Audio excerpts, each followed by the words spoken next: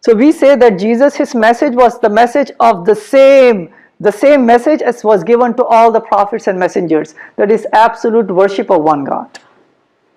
Then we say that the only prophet that came after Muhammad, peace be upon, after Jesus, peace be upon him, about 600 years after Jesus was gone, was no other than Prophet Muhammad, peace be upon him. So it says in the Quran, chapter number 33, verse number 40, that Muhammad, peace be upon him, is the last and the final prophet. That means he is the seal of the prophet. Khatamun Nabiyyin, the seal, the last, the final prophet, by the way. And his message was again the message of all the prophets and the messengers. So it says in the Quran, chapter number 112. So it says in there, in chapter 112, mentioning about the oneness of God given to Muhammad, peace be upon him, which is there in the Quran. It says that say Allah is one and only, means God is one and only. He is eternal, he is needed by all. He begets not, nor he is begotten, and there is none like unto him. So God is saying that say that God is only one. That means he's not one in three, he's not Trinity, he's just one in one. And that he is eternal, and he is the one who's needed by all. And that he is not, that he begets not, nor he is begotten. Means he does not produce any children, nor he came from any parents. And there is no one like God in all the creation. No associates to God. No one takes the attributes of God which are in their own perfection. So we human beings, we can be loving to our families, our children, our friends. But God is the most loving with the perfect, with the perfection of that attribute. We can be kind and merciful, but God has those attributes in their perfection. So no human being has those attributes in that perfection, only God possesses those. And the second important aspect is that God does not carry the attributes of human beings. So both sides, by the way, God does not have the attributes of human beings, and no creation has attributes of God. So that is what, if you ask any Muslim, by the way, oh, can you recite something about the oneness of God from the Quran? That chapter is the one that comes to their mind, which I recited the verses from, by the way. Alright, but so for the sake of completeness, you may be asking, Brother Sabil, what is the concept of salvation in Islam?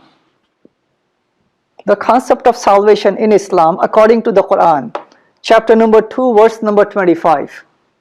So God is saying in here that if anyone who has the right belief and doing good deeds, God promises that person and those people eternal paradise.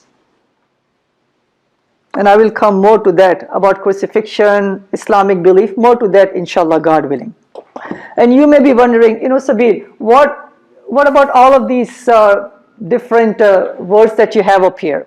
So according to the Islamic belief, according to the Islamic history, we say that even though the message of oneness of God was given by God to all the prophets and messengers, some people, they started to deviate from this message and they started to worship idols.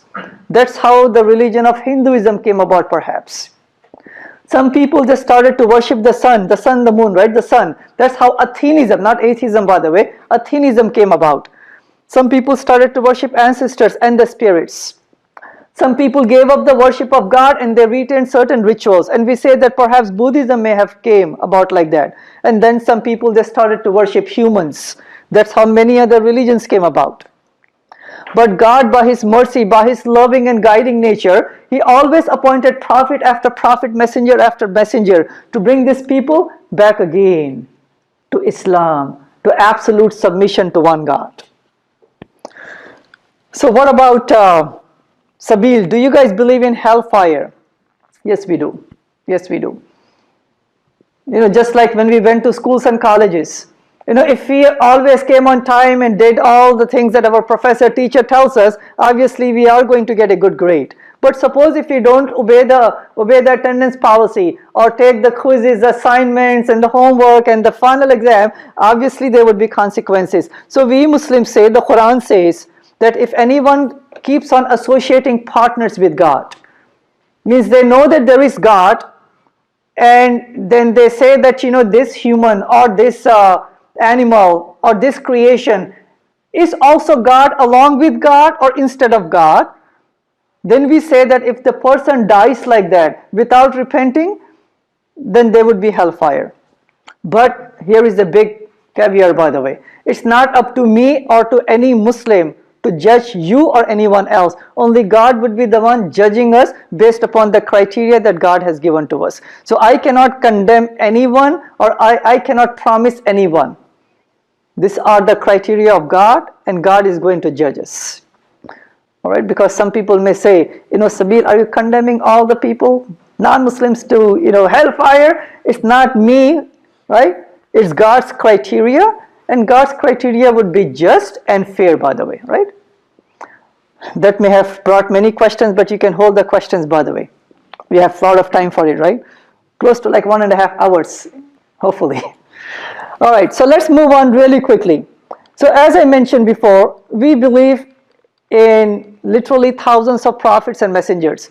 About 25 of them, they are mentioned in the Quran by name, by the way. And as you may be seeing, look at all the commonalities that Islam and Christianity and Judaism has. Prophet Abraham is Ibrahim in the Quran. And that's the name of one of my sons, by the way. Prophet Joseph is Yusuf in the Quran. And that's the name of my youngest son. I'm not going to go one by one. These are not all my children, by the way, right? Only have 2 sons, right? That's it, only 2 sons. Well, 1 daughter and 2 sons. So we believe that Adam was the very first prophet, message was given to him, and we believe that Muhammad, peace be upon him, was the last and the final messenger.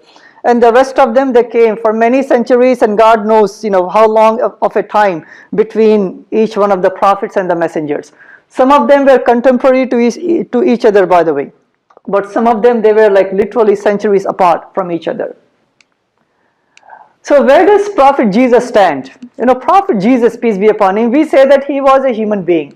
He was a flesh and blood, just like any prophet. Even Muhammad, peace be upon him, we don't worship him. He's not our mediator. He's not, when we go to the grave of Muhammad, peace be upon him, when we go to the mosque of Muhammad, peace be upon him, we pray in the mosque, but we pray directly to God, not going through Muhammad, peace be upon him, or not going through any other saint or any Muslim, either dead or alive, right? We just pray directly to God. And we know that, as I mentioned before, one of the names of God is that God is all-knowing. He's all-hearing.